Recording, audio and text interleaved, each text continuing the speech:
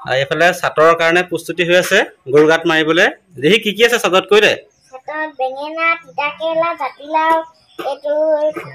থেকেৰা তিয়হ হালধি আৰু ৰঙালু আৰু আকৌ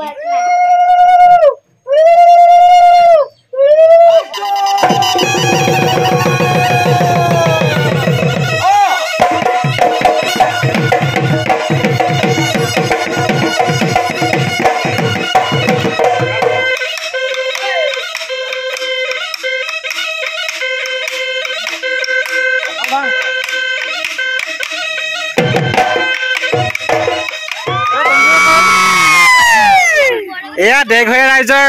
এই উৎসাহী মহিলাসকল আপোনালোকে দেখিছে আৰু সকলোৱে হাতত এয়া চাট লৈ আছে আৰু ইতিমধ্যে গৰু গা ধোৱা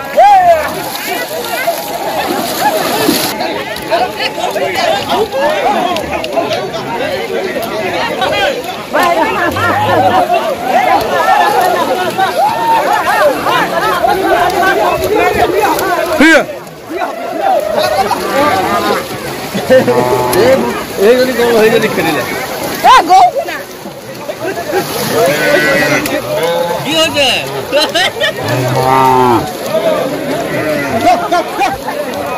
গৰু গা ধুৱাই আজৰি হ'ল আজি ন বিহু কেনেকুৱা আৰু এয়া চাট ন আপোনালোক সকলোকে বিহুৰ শুভেচ্ছা জনালো দেই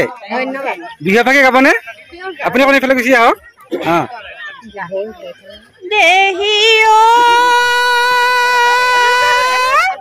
বিহু মাৰি থাকি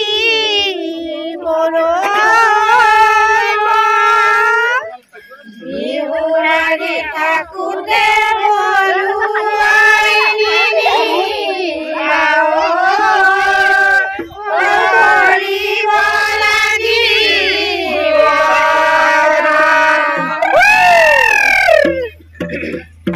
কিবা ভাগি দেখি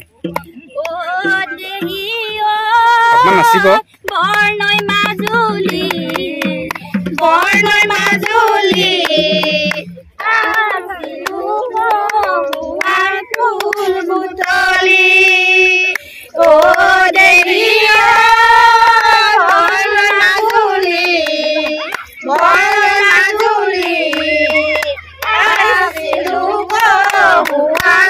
ফুল বুটলি বনকিজনী নায়ামনি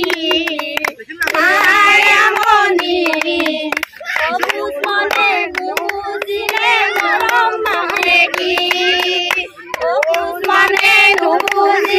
মৰম মানে কি এনেদৰে সকলোৱে ফুৰ্তি ফাৰ্তা কৰি থাকক আৰু দিনবোৰ সকলোৰে ভালে যাওক হয় নহয় বাৰু ব্ৰহ্মপুত্ৰ ত্ৰিবেণী সংগমত সকলোৱে মিলি গৰু গা ধুৱাই অসমীয়া বাপুতি সাহোন বহাগৰ বিহুটো উদযাপন সকলোৱে আনন্দিত হৈছে মই আশা কৰোঁ অসমৰ প্ৰতিটো প্ৰান্তৰ প্ৰতিটো ৰাইজৰ সুখ শান্তি ভৰি পৰক তাৰে কামনা কৰিছো ভাগৰুৱা হৈ গৈছো ব্ৰহ্মপুত্ৰ ত্ৰিবেণী সংগম অসমবাসী ৰাইজলৈ আমি এই দিশমুখৰ বা আমাৰ ৰঙালী বিহুৰ শুভেচ্ছা জনাওঁ সকলোৱে শুভ হয় সকলোৱে শান্তিৰে থাকক মানৱতাবোধ ভাতৃত্ববোধ ব্যক্তিগত প্ৰক্ৰিয়াক আমাৰ এই বহাগে দুৰন্ত বহাগে আমাক সাহস দিয়ক ধন্যবাদ কণী কিমান জিকিলা কৈ দিয়া দেখাই দিয়া 15টামান জিকিলা আমাৰ কণী যুঁজোৱা পৰম্পৰা অসমীয়া সমাজৰ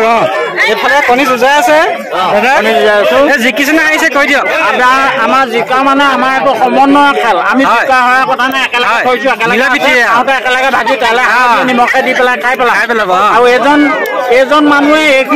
এইখিনি কৰ্মত তেওঁ বিশেষ জড়িত হ'ব নোৱাৰে কিন্তু আজি তেওঁ আপ্লুত হৈ গাঁৱৰ ল'ৰাখিনি যুৱকখিনি একগোট হোৱাৰ কাৰণে তেওঁ জীৱনত আজিয়ে প্ৰথম কণী যুঁজাইছে নেকি হয় নি কণী যুঁজোৱা হেৰিটো নাই কেনেকুৱা অভিজ্ঞতা কৈ দিয়া আজি আৰু একদম বেলেগ ৰূপ হৈছে মোৰ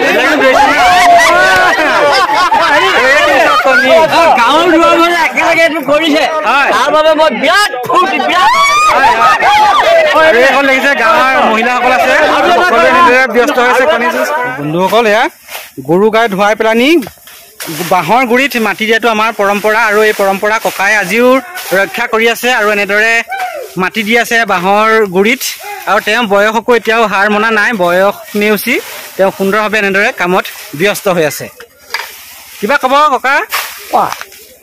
আমাৰ এইটো পৰম্পৰা আমাৰ অতীতৰ পৰা হয় পিতামহসকলে কৰি আহিছে। হয় কাৰণ গৰু চাট মাৰি আহি হয় এইটো এটা মাটি বাঁহৰ গুৰিত মাটি দিয়া পৰম্পৰাটো আছে। হয় হয় বন্ধুসকল ইতিমধ্যে গৰু গা ধোৱা হৈ গৈছে আৰু সকলোৱে ধুনীয়াকৈ নৈত গা ধুলে আৰু আমাৰ কণী যুঁজ হৈছে এটা অসমীয়া পৰম্পৰা আৰু দেখিছে আপোনালোকে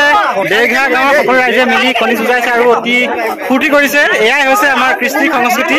আৰু আমাৰ এনে কৃষ্টি সংস্কৃতি ধৰি ৰখাটো প্ৰত্যেকজন অসমীয়াৰে কৰ্তব্য আৰু দায়িত্ব। আৰু আজি ভিডিঅ'টো ইমানতে সামৰি দিছোঁ। যদি আপোনালোকে লাইক কৰিব, শ্বেয়াৰ কৰিব আৰু ছাবস্ক্ৰাইব কৰি দিব। ধন্যবাদ। শুভ বিহু।